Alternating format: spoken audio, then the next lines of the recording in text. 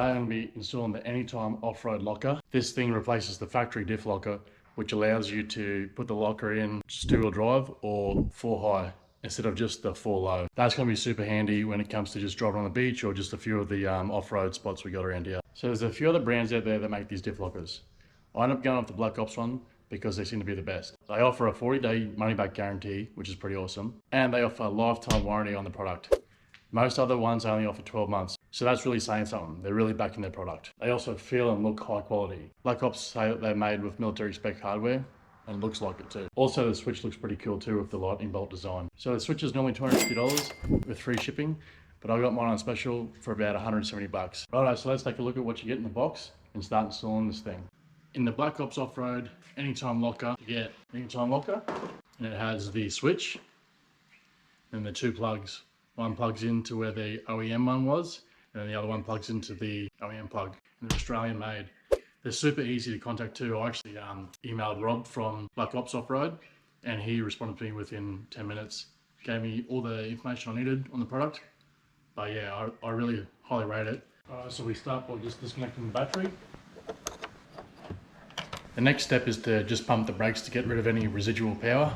Now we just got to jump into the car, move the glove box so that we get access to the factory diff lock plug. So you should be able to just grab behind the glove box here and just pull towards yourself. There's one clip on each side. There we go. It just comes out like that. And that gives us access to that plug right in there. So we're just going to be pulling this plug out, and then the Anytime diff locker will plug in to there and there. So we'll just grab a screwdriver and push this little tab in here, and you can push down at the same time and it comes out just like that. On the Anytime locker we have the 2 plugs. One's just going to go in to where this plug was originally plugged in, and then that one will plug into this end here. So we'll get that done now. Just like that, easy. Push that in, and this here, push it up until you hit click, like that. And the rest of the cable we can just feed in there. So now we've got to remove all the paneling to be able to get access to the factory locker switch and to put in the new off-road one as well. So we should be able to just grab it in here, lift up, just pull up here, trying to break it. Oh, she's a bit tight, and then pull back. Oh, that's awesome, cool. Now that's given us access to be able to pull this panel out, which is where the factory locker is. Should just pull forward. If you haven't done it before, it'll be really tight. Oh, jeez, that is really tight. It's a bit scary actually, but that's it out now. So to make life a bit easier, I'm just going to disconnect these couple of switches so that I can get in and change the switch out. This one just in here. There's just a little button you just got to push under here and pull it. There we go. So that's exposed it all, so I can get in and change properly. Now I'm just going to remove these 3 screws here. They'll expose the factory diff locker so I can put the new Anytime locker in.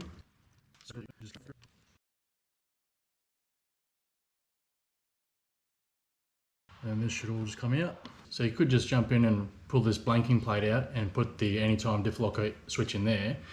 But I actually want to replace this switch, the factory one. I don't want that to be shown. I just want the new Anytime diff locker to be in there. So I'm going to remove this switch. I will put the Anytime diff locker switch in, and then this one here I'll have to plug back in later on, and I'll just store it up neatly behind the panel somewhere, just out of the way. Just get a flat blade screwdriver, sort of put it under here, and then lever up. That's what I did to this one. So now I can pull that out. So I'm just going to be putting the Anytime locker back in, push it in this way, click it until it seats. Alright, now I can just install this all back into the front panel, put the 5 screws back in. How good's that look?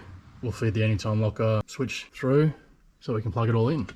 Chuck my hand up here, just grab that cable right through. Alright, so the last few steps will be just to plug everything back into this mount here, and then tuck it all up, make it look neat, and then put it all back together. So the cable we pulled through before will just go into where the Anytime locker switch went.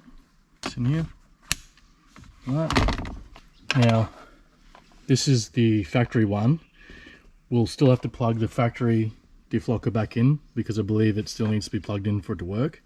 But once we plug it in, we'll make sure that this is not pressed in. See, that's pressed in. We'll make sure it's pressed out, and then we can just zippy tie it up in there, just tuck it away out the way so it doesn't ever get bumped. So plugging that back in, make sure it's not pressed in. We can plug all this cables back in. This one went here, that one up in here.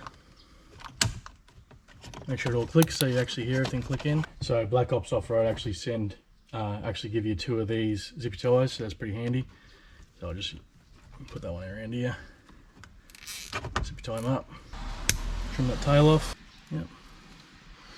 Might just neaten that up too, put a zippy tie around this. Can all go back in now by the looks. So I think we just push it, just clips back in easy like that. We'll put the gear stick console back in, just push forward again and down so you hear the clips. I'll put the glove box back on, and then I'll throw the battery terminal back on and then test it out, and hopefully everything worked. It should be that easy. It's like 15 minutes. Righto, so once you got it all plugged in and installed, we'll go ahead and press the button and see what happens. Illuminates, which is awesome. And straight away up here it shows it's engaged. Now if it doesn't do that, which happened to me a little bit earlier, you just have to go for a bit of a small drive. Just go under 5 kilometers an hour, just move forward and backward until you see it engage. It doesn't actually flash like the factory locker does when it's trying to engage. Like the factory one will be sort of flashing to say that I think it's trying to engage. But this one is just either press it and it might not show up at all, but as soon as you keep driving for a little bit, it'll come on. And again, we'll just switch into a drive, turn it off. Still showing, oh, it just went out then. Super simple install. Literally, if you're not filming, it would take 15-20 minutes, but awesome little mod, especially because I like going on the beach, and just being in a 2-wheel drive with the diff locker on will just make that a lot better. All right, thanks for watching. If that helped, just leave it a like and maybe share it. All right, thanks guys.